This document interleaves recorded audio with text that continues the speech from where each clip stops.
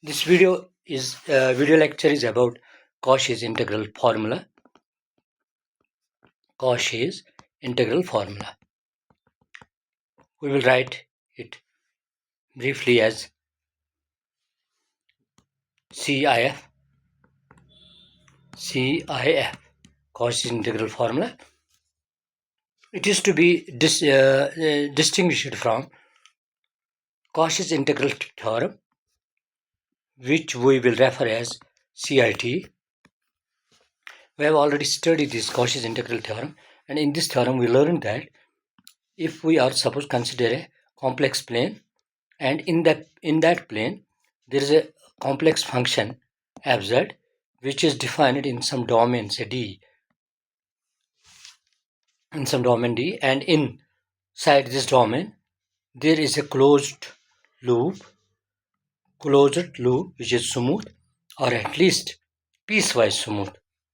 Now then, if fz is analytic at every point on this loop as well as at every point inside the loop, then it has a very interesting property, and that property is that the loop integral of this function, let me closed this loop integral of this function over this curve C is equal to 0.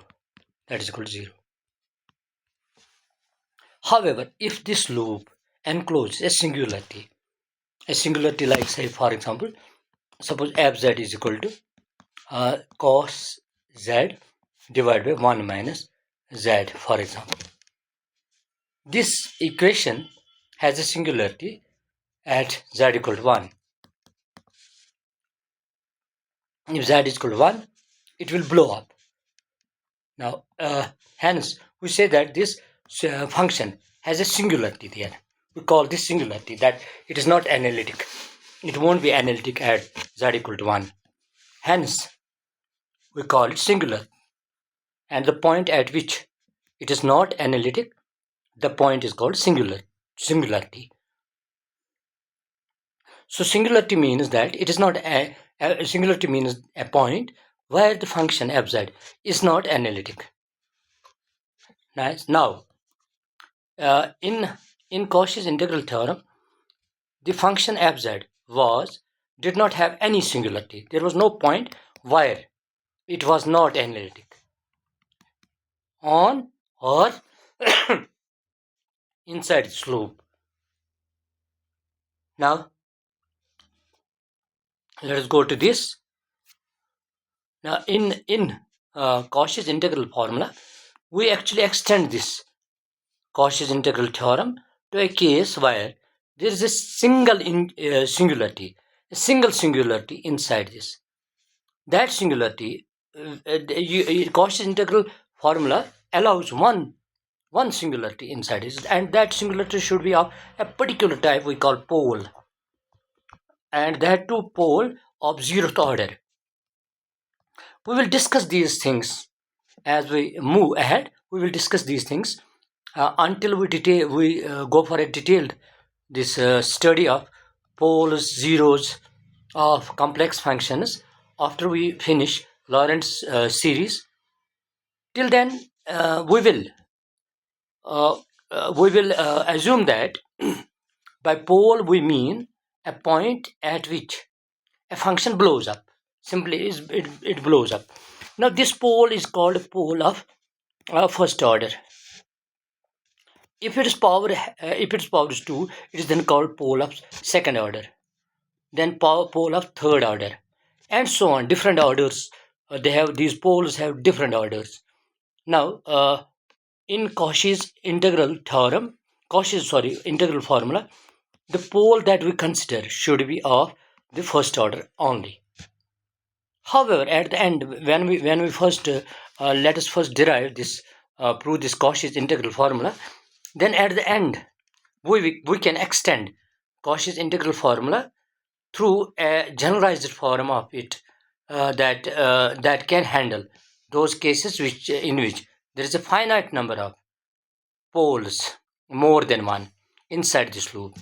But Cauchy's integral formula as such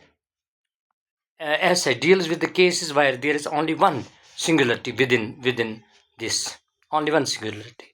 Then we will go to, after we study Lawrence Taylor's and Lawrence series, we will go then to Cauchy's residual theorem.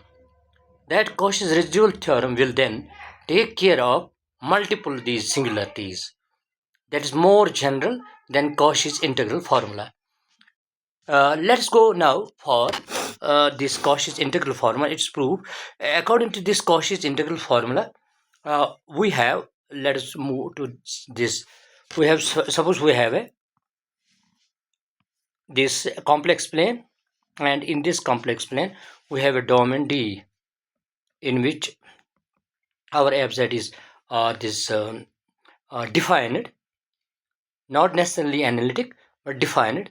However, there is a closed curve C at every point of which fz is analytic, fz is analytic, and not only at every point of this curve, but at every point inside the curve.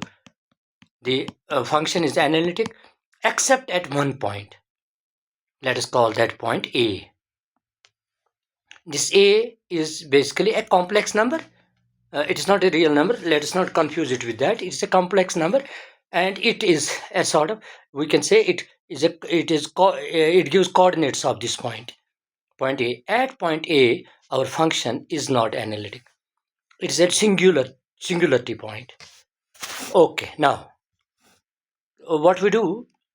Let us do one thing, that let us encircle this point, enclose this point within another surface.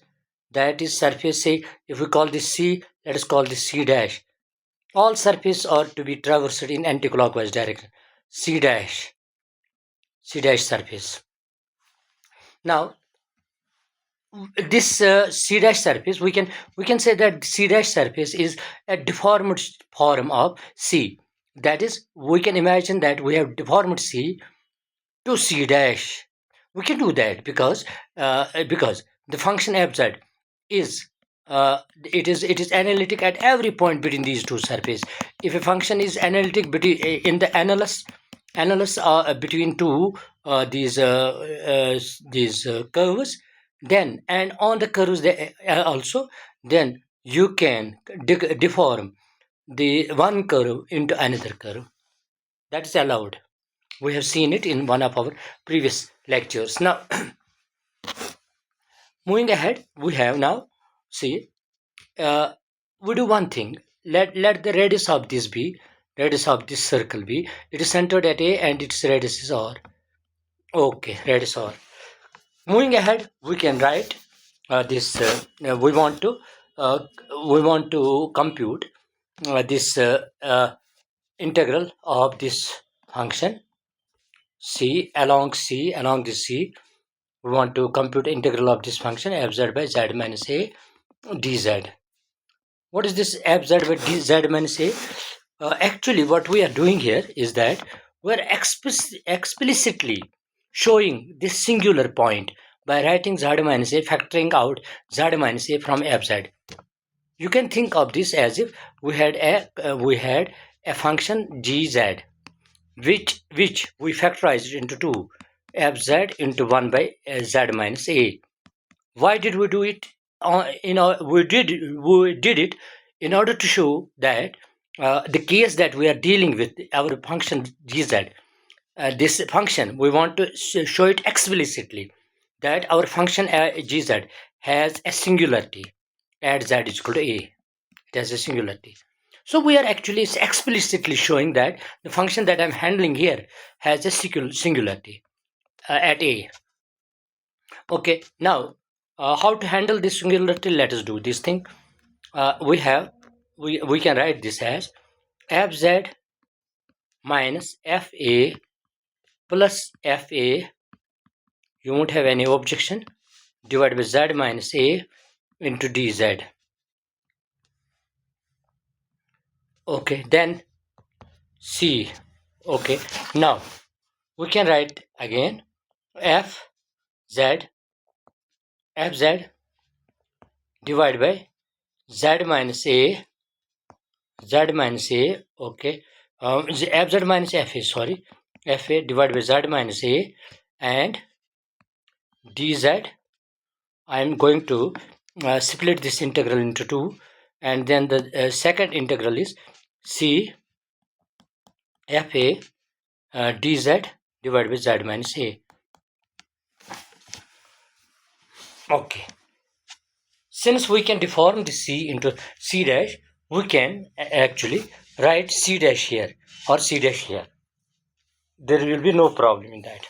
Now, if you have, we do one thing at this. First of all, let us look at this integral.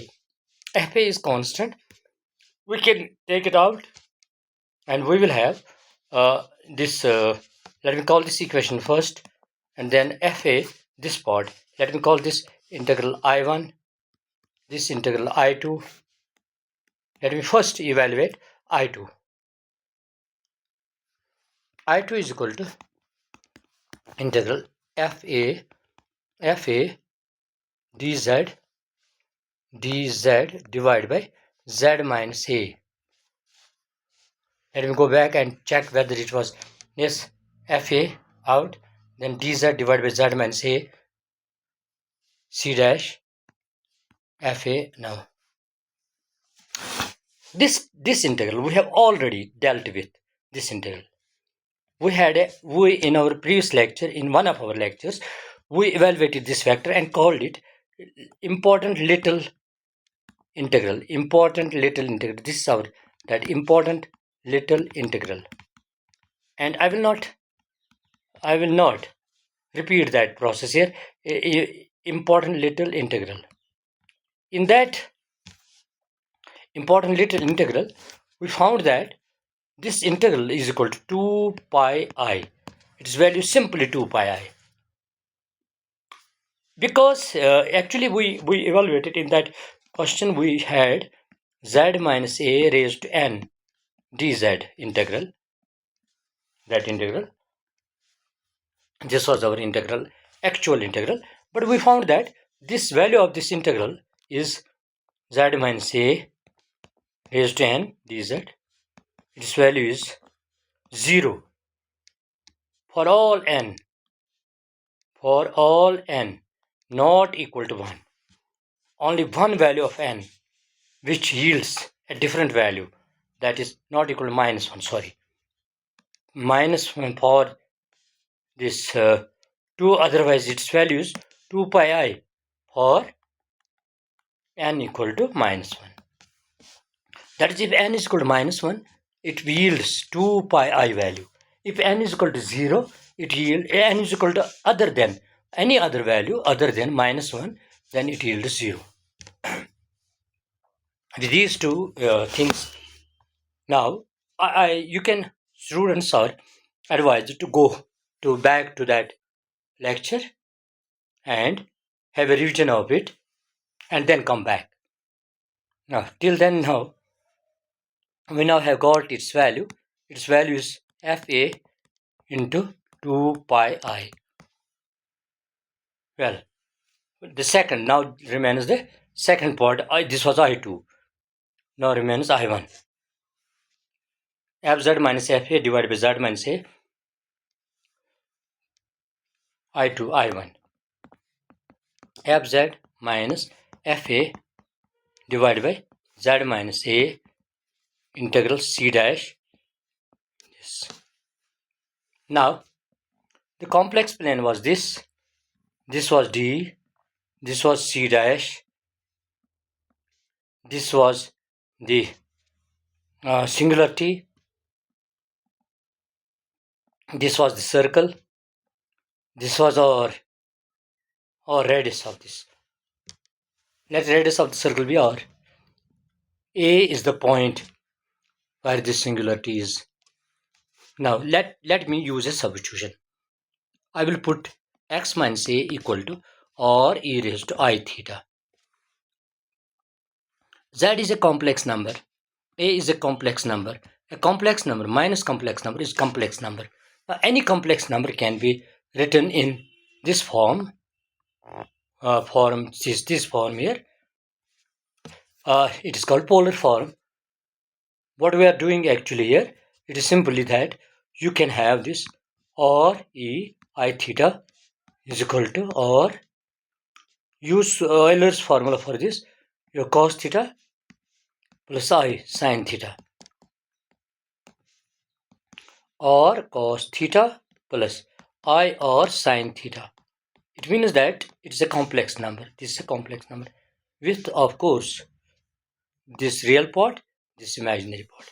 But if you know these polar coordinates, suppose you have point P here.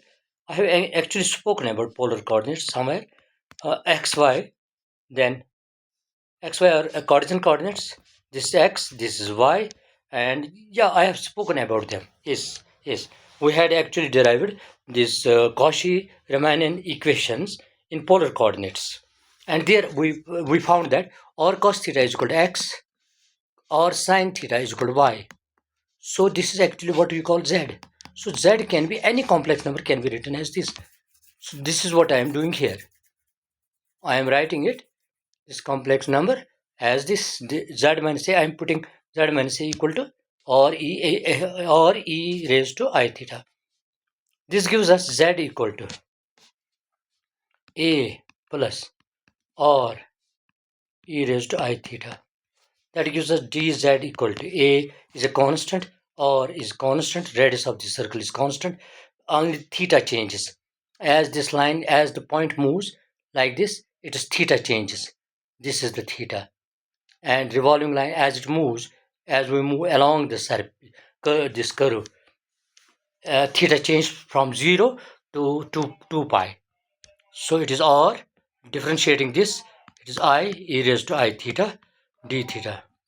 Substituting all this there, I have I1 is equal to integral c dash fz is equal to z is equal to a plus r e raised to I theta minus fa is simply fa, keep it there, fa, and there is one more thing, that is z minus a here.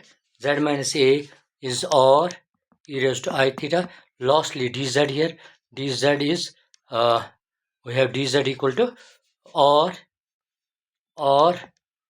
I e raised to I theta d theta. Or cancel, e theta cancel. Now we can do one thing now. We can deform this further, because the function fz is analytic at every point except this point. This means that we can deform. Suppose we have a here, this a here, and we have c dash here, this c dash. We can deform c dash into a smaller circle, that we can deform into still smaller circle. Because the reason is that the function is continuously analytic till we are exactly at a. We will not go exactly at a. However, we are allowed to go. Let the radius of our curve tend to 0. Tending to 0 does not mean that it is exactly 0. It cannot, because there it will not, our this integral will not hold. Now if we let r tend to 0 here, then I1 will come out to be, I1 will be integral c dash fa, because r is 0, r tends to 0, this term will tend to 0, minus fa, now divided by there's nothing in the denominator, and we have I d theta. You can check yourself. Fa minus fa is 0. The whole integral I1 becomes 0. Now let's then go back and see what we had. Integral, we had this integral fz divided by z minus a. You have divided by z minus a is equal to we have to now write it there in the on next page. On this page, say integral fz fz divided by z minus a dz c is equal to, we split it into two integrals, I1 and I2. Now what was the value of I1? We just let us go back and see. I1 came out to be 0. Okay, I1 comes out to be 0. What about I2? I2 was I2 was here on this page. I2, yeah, I2 is FA into 2 pi I. FA into 2 pi I. FA into 2 pi I, or we can write okay FA into 2 pi I. The same can be written as, we can write it as integral fz divided by z minus a dz c is equal to 2 pi I FA. This is Cauchy's integral formula. The value is no more 0. In Cauchy's integral theorem, we had the value z equal to 0, and the value is no more 0 because of this singularity. And look at the value of this integral. Sometimes we write it in this order as well. We write it as value of fa. As value of fa, it is equal to 1 by 2 pi I, because this will go down here, and then integral fz z minus a dz. This Cauchy's integral formula is very important thing, something very important. Now there is one more thing now, that is, we can extend this Cauchy's integral formula to those cases in which this singularity can have a higher power than 1. Singularity must be of this type, but it can have a higher power. Other singularities won't be covered under that. Now in order to do that, we call it that form of Cauchy's integral formula is called generalized Cauchy's integral formula, or sometimes people call it Cauchy's differential formula. Generalized Cauchy's integral formula. GIC. Generalized Cauchy's integral formula, GCIF. A very important thing, and I would like you to understand this what this generalized Cauchy's integral formula is. It all starts with this thing. Suppose you have this again. Let's start with Cauchy's integral formula. Fz divided by z minus a integral dz is equal to 2 pi I. Now let's call it equation first. We go back to this situation where this is say C, for instance this is C, and this is the point of singularity A. We surround it by a small circle of radius r. Let r be the radius of the circle. Now this singularity in this formula can be the formula does not impose any restriction on where this singular should be. It can be anywhere within C, but it should be within C anywhere. So that this means that its position can vary. But A can be here, it is something like this. Suppose A can be here, or not that, and, or A can be here, it can be here, no problem. It can be here, no problem. It can be here, no problem. It is allowed. Why it is allowed? It's any of its position that I am showing is allowed because it is within this C. The only restriction is that this point should be only one point, but where it can be anywhere. Let's now allow for variation of A. Variation of A. This is something different from variation of Z. We now want to keep Z constant and allow A to vary. So we will instead of A here, we will use some value for the variable. Since A signifies something constant, fixed, we will change this A. Say suppose to let us use, say, what should be T, for example. Let me use T for it. But T is variable. We can allow for its variation. Now, if I do that, and since I am now holding Z constant, it means that Z can be, we can use some dummy variable instead of Z. Or rather, we can do one thing, that is, let's use Z for A, Z, and some dummy variable for Z, say gamma. Let us go for that. In that case, this integral will become f gamma divided by gamma minus Z. Back to this gamma minus Z d gamma.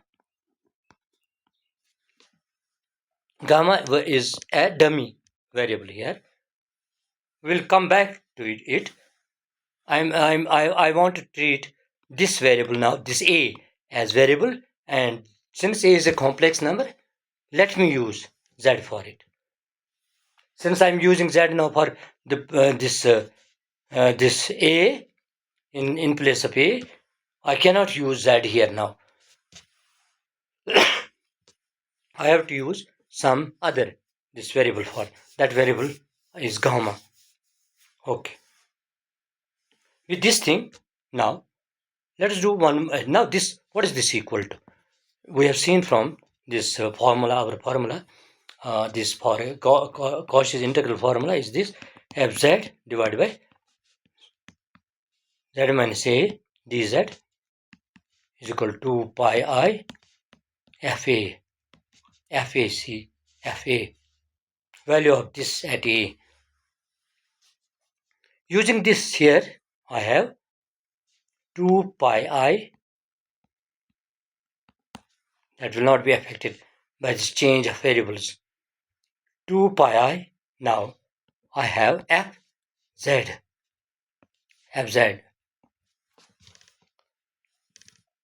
2 pi I fz, good. Now I can do one more thing now. This is what I have used Cauchy's formula here. Now suppose I integrate this fz, differentiate it. First let me write this in terms of fz.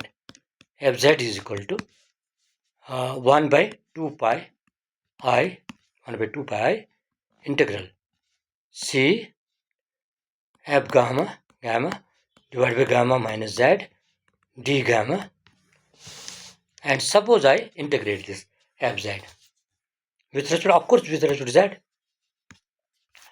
So I will have, this will be then the situation. F dash z will be equal to, f dash z will be equal to 1 by 2 pi I d by dz c f gamma divided by gamma minus z into d gamma. Now here I will be using one theorem, this property of this integrals and these derivatives that I will not prove.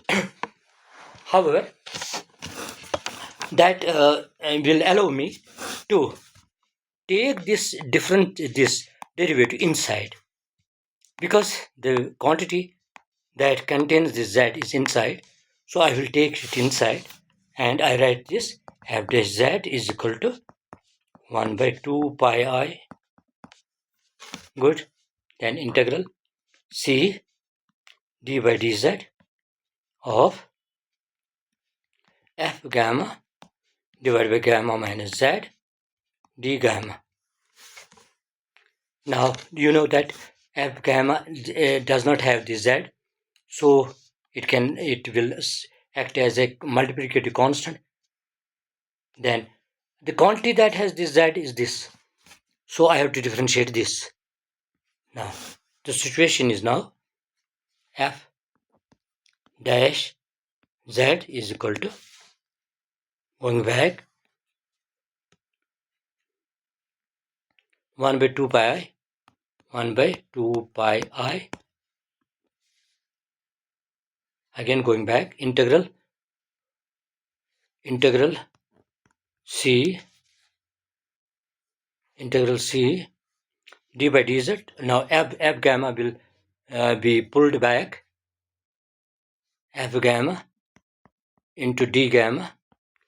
Then I have d by dz of, now whose d by dz? Let's see, gamma minus z. I will bring it to numerator, gamma minus z raised to minus gamma. That is it. Now, if I carry out differentiation, then I will get 1 by this c here, f gamma, d gamma, then differentiation of this, that is equal, that is, which we can write as minus gamma minus z raised to minus 2, minus 1 minus 2 into, now differentiation of this with respect to z, that is 0 minus 1, 0 minus 1, because derivative of z will be 1 with respect to z, and this will be 0, 0 minus 1. This will serve, this minus will simply serve to neutralize this minus, and we will get this back, 1 by 2 pi I integral c f gamma d gamma. Now this minus and minus cancels out, we have this quantity. Now this quantity will simply go down and will be recorded here, gamma minus z raised to 2. Now we have got this f dash z is equal to this. Now f dash z is equal to this. Okay, you see it, this is the first order derivative, and here what you have, we have gamma minus z 2. That means the order here is to be added, that is to be incremented by 1 to get the power of this denominator here. Now we can continue with, say, suppose now I want this second order derivative, so I will again go there and write 1 by 2 pi I integral this f gamma d gamma, f gamma d gamma, and then integral of this. Now when I go for this integral of this, d by dz of gamma minus z whole raised to minus 2, you know it will be minus 2. That minus will be neutralized by this minus 1 from this. So ultimately it will be plus 2. And then the power of this will increase by 1 because it will be minus 2 minus 1.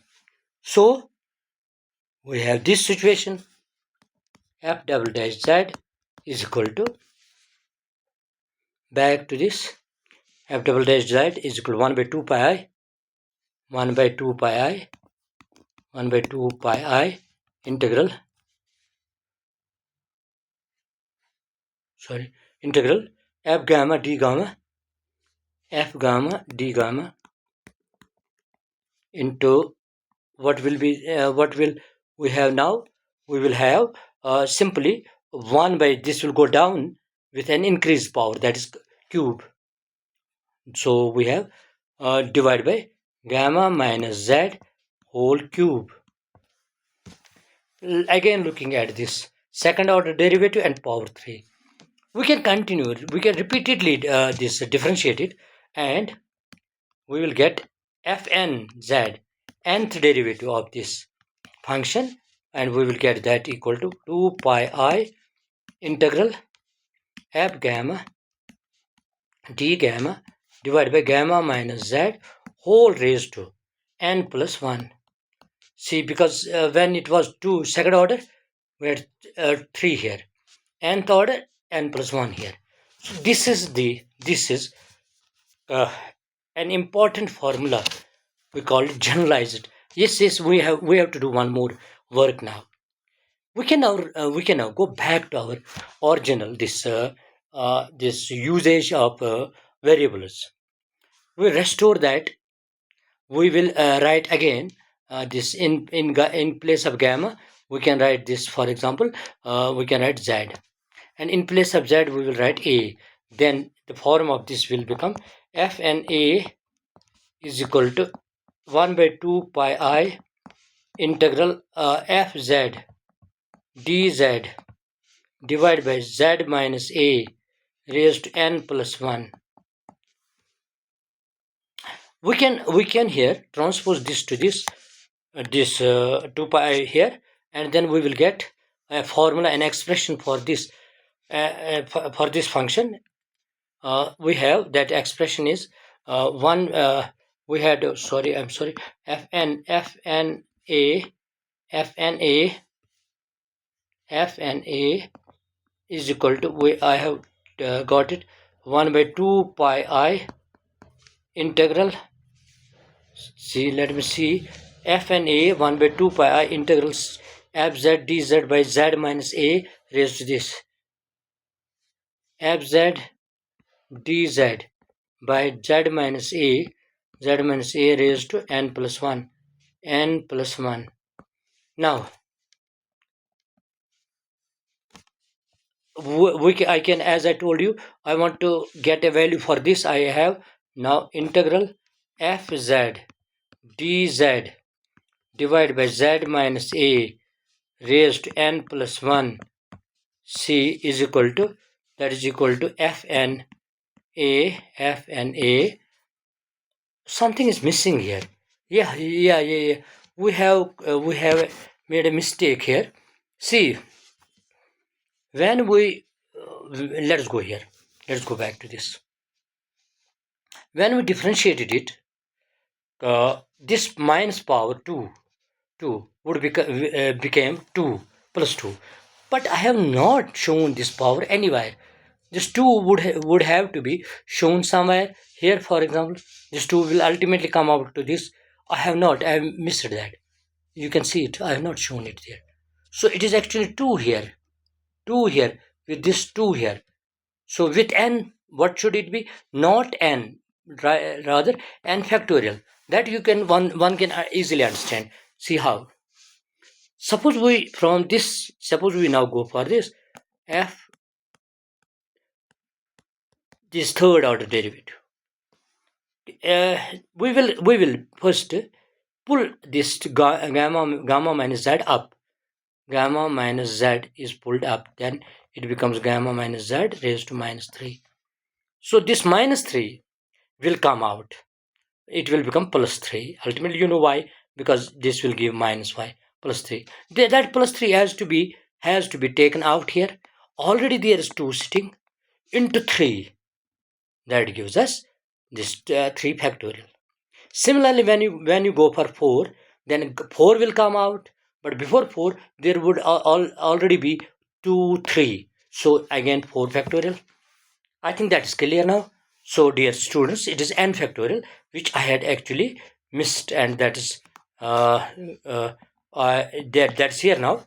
It is okay now. We have, so lastly we have uh, fz fna here, okay, divided by fna, and this is n factorial here. So it is f. First of all, when this goes is transposed to that, we will get 2 pi I divided by n factorial fna. Now, if you look at this, this is an advancement over Cauchy's integral formula. How? In Cauchy's integral formula, we have fz divided by z minus a. This means Cauchy's integral formula handles a special singularity that occurs here as with power 1. But this is handling something which Cauchy's integral formula is not doing. It is handling those poles which have higher order than 1. Order of this pole is 1 is said to be 1, while its orders of poles handled by Cauchy's generalized Cauchy's integral formula is more than 1. This formula will be important for us. We will be using these formulas, and this is called generalized Cauchy's integral formula. Please keep these formulas with you. These are important. We will be using them. So let us now go for some problems based on this Cauchy's integral formula. But that will be in another video. Let us go to second video, or just immediately after this.